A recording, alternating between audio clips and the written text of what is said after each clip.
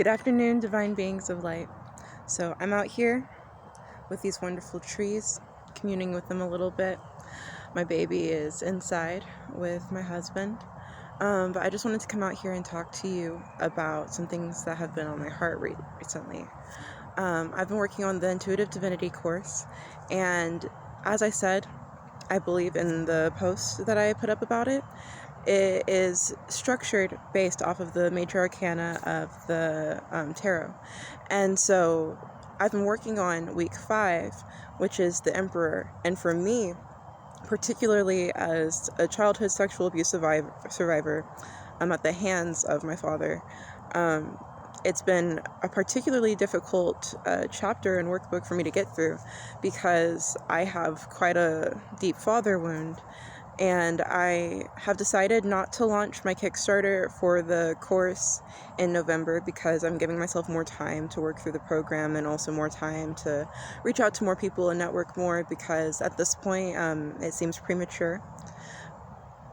But it is important to me to share the progress I've made on this journey, and I want to have you all join me on this journey.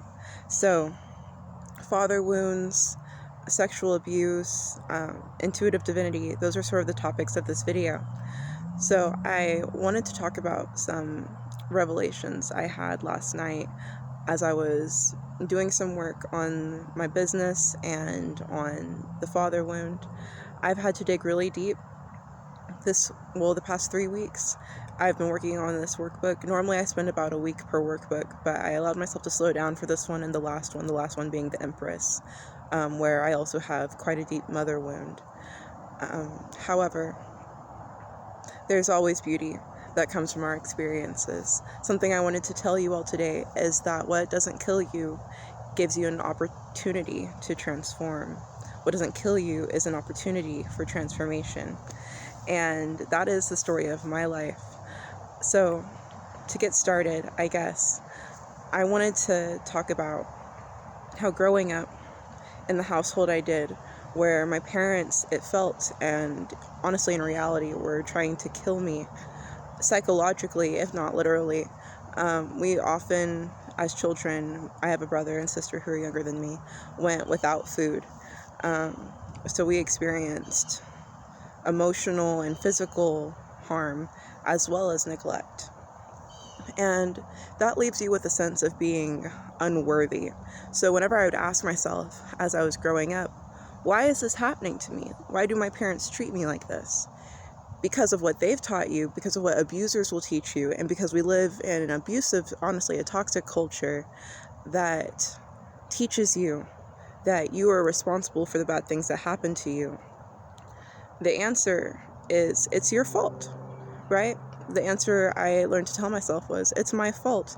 It was the same way with Christianity. Christianity reinforced this belief within me because, God supposedly judges everyone for all of their sins, and you either earn heaven or you deserve hell. And so it was my understanding that I was just bad. However, this is not the case.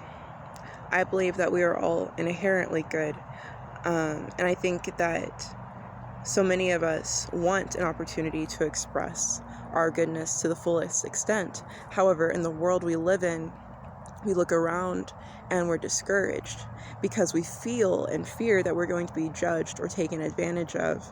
And so we become cynical and we become complacent, and then the world stays the same or gets worse. So every good thing you do matters. Every good thing you do has meaning, because every good thing you do contributes to the goodness that we are all sharing, and it raises us all up. So never be discouraged. Everything you do is meaningful. Everything you do matters. But back to this belief system that I was bad and that I had somehow earned these terrible things that were happening to me. It's not true.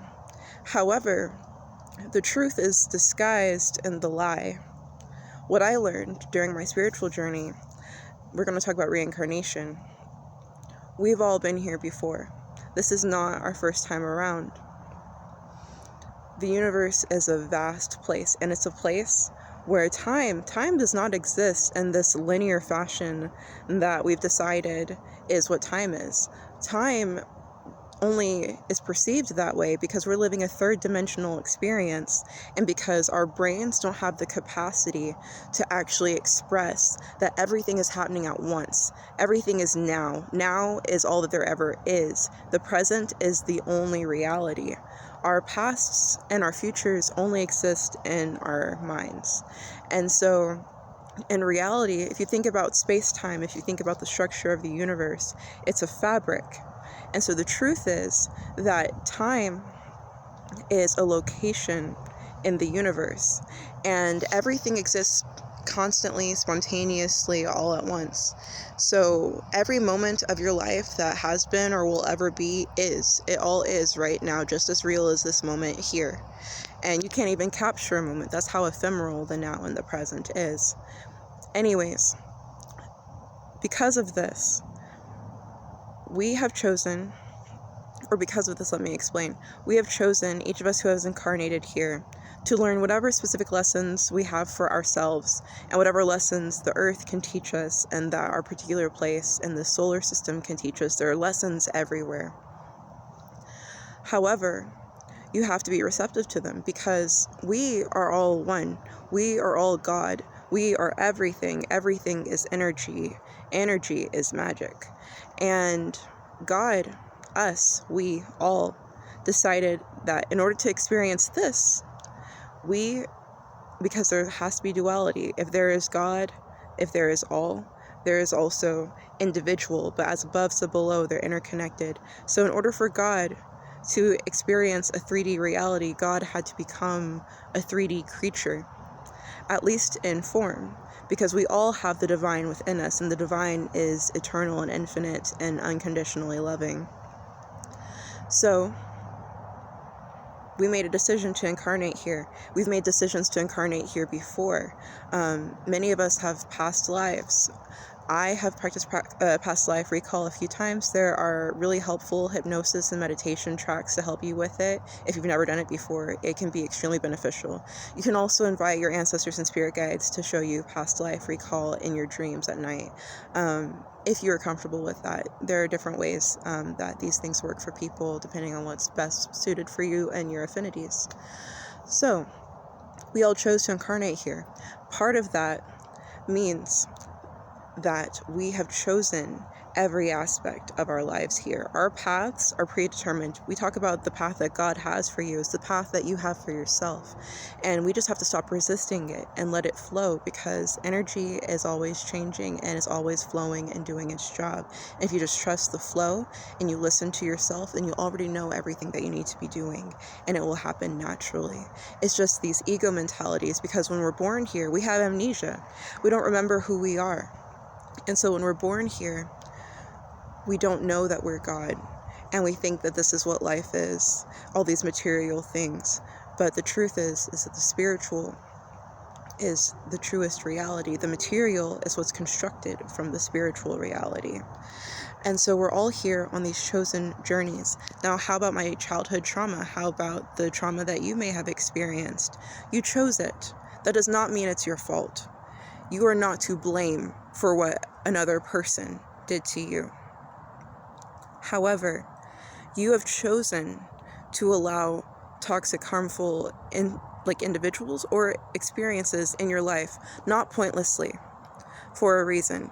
And if you've experienced deep hardship in your life, what I will tell you is that you have an immense spiritual destiny.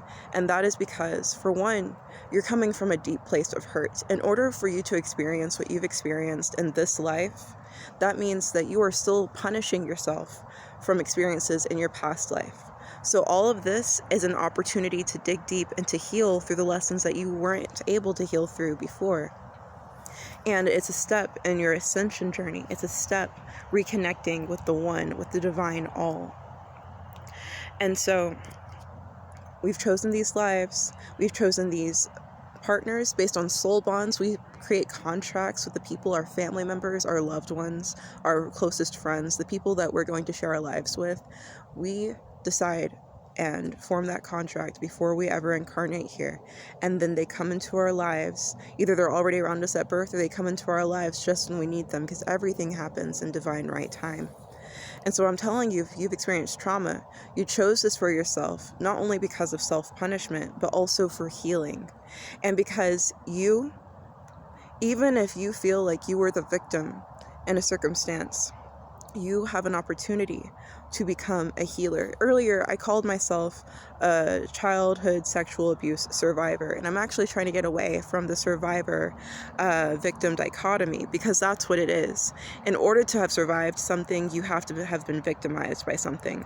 But for those of you who have felt victimized right now or in the past, you know that that is a terrible, helpless feeling, and there's no reason to identify with that. We are not helpless. We are powerful. And so I feel that it is much more appropriate and much more helpful to call myself, and for others, if they seem that, or they feel this is the same way, that we are childhood sexual abuse healers, because each of us has the capacity to heal ourselves. We are divine beings of light. We have an infinite and eternal fountain of energy within us and around us that we can tap into, connect to, and use for healing. And we can magnetize all of the good that we deserve, all of the good that we desire. And so if you've experienced deeply difficult things, then you have an even larger and even more immense opportunity to heal yourself on a different level than other people are now. Some people haven't chosen the same experiences as like deeply troubling experiences, and that's because they're at different places in their journeys. But you have a powerful tool if you're healing from deep trauma, because if you heal yourself, which you can, you have the capacity to heal yourself, and you and your ancestors and your spirit guides and your soul partners, they're already aligned for you to heal yourself. Your journey is already unfolding in a direction to heal yourself. You just have to see it and choose it. So once you've healed yourself, you can heal other people. So you have an enormous mission in this world. If you've experienced trauma, and maybe you don't have to go out there and be some missionary, some public speaker of how you've healed yourself and ways other people can heal themselves. That's not necessarily what it means to heal other people. It doesn't even mean, although it could, being some sort of spiritual practitioner, like practicing Reiki or some form of energy healing. Those are not the exclusive paths for healers. You can be a healer just by being a good mother, just by being a good friend, just by being a good spouse, just by being there when a stranger is having a hard day and really needs you. I used to think these things didn't matter because I felt, one, that I was failing at them, and two, because of just the overwhelming state of the world. But the truth is that we are powerful, and we have the immense capacity for change. And change and transformation can yield healing. It just requires intention. And so by healing yourself, you create a source of wisdom within yourself based on your experiences. And from that source, you can provide insight to others at the exact time that they need it, because divine right timing is always working. In light of all of this, these are the realizations sort of that I was having last night. The decision to start identifying as a healer rather than a survivor, but also that this is a deeply personal matter for me. I spent so much time working through my father wound, not just the past 3 weeks, but my entire life. And I have been curious and questioning about what my responsibility is here, what my true purpose is here, why She and the Serpent exists. And a community for witches, a community for women, a community for third gendered people. This is what I want. And this is what I'm working to create.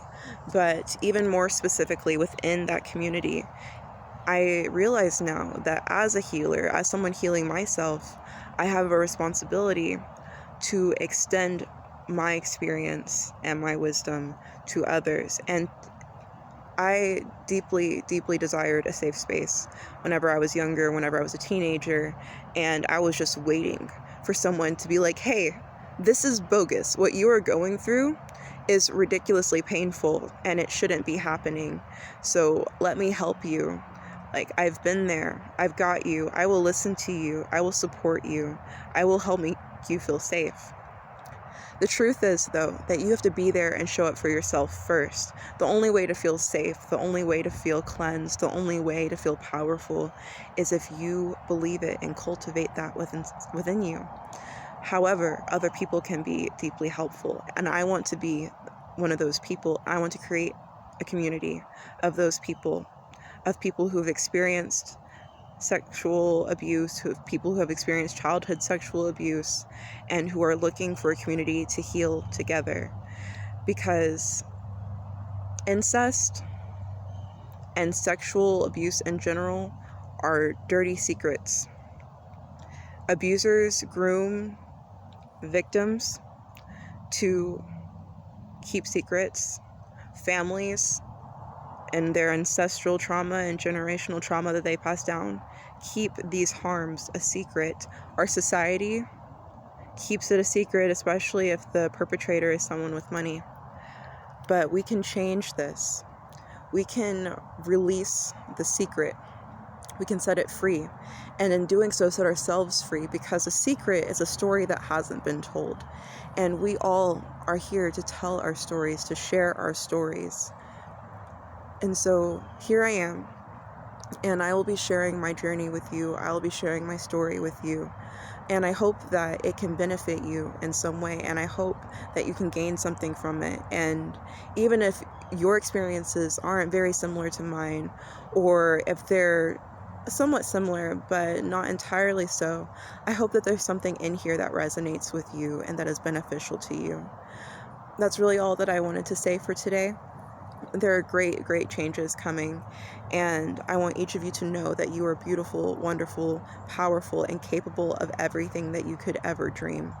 And I'm here for you, and most importantly, you're here for you. We have this illusion that the world consists of other people, but in reality, it's all us. And this is another reason it's so important to be good and to do good things, because the only thing you do by enacting harm against a person is enact harm against yourself. This is why we have, karmic baggage, and karma isn't just something that happens in this life because you did something. It's not just the cause and effect that we see in our lived realities right now. It is also what exists in your past lives. And supposing that you have future incarnations, your behavior now dictates what healing will need to be done in future journeys. And so if you're hurting others and hurting yourself, you will have to heal through that in future lives.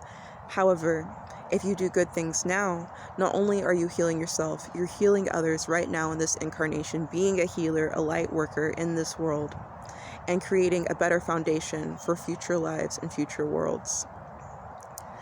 Anyways, I'm going to go back inside and check on my son. Thank you so much for listening to me. I enjoy sharing.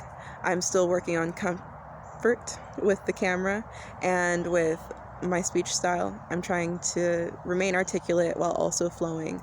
But thank you for being with me, and thank you for listening. It's extremely cathartic to finally be sharing. It's extremely healing to finally realize that this is my platform and that I am safe and loved and powerful. I have the capacity to heal myself, and She and the Serpent is a child of mine, something I'm channeling, because my healing journey isn't one that's meant to be walked alone. I want to walk it with you.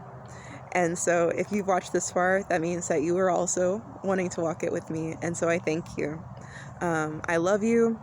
I send light to you. Have a wonderful day.